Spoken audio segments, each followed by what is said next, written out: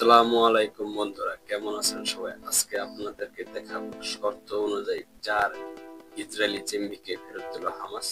চলুন দেখে আসি সেখানকার পরিস্থিতি।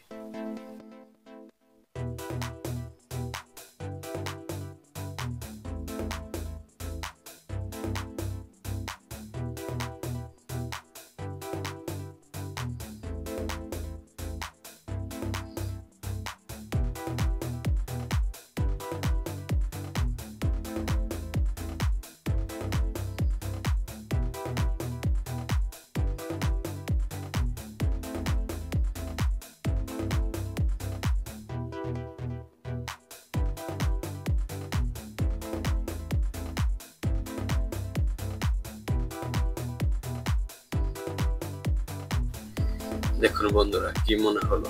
এরা কি আসলে বন্দী ছিল?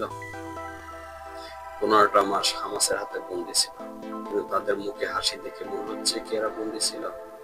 মনে হচ্ছে এরা কোনো মেহমান বাড়ি থেকে বেড়ায় আসলো এবং বেড়ায় এসে সংবাদ সম্মেলন করলো।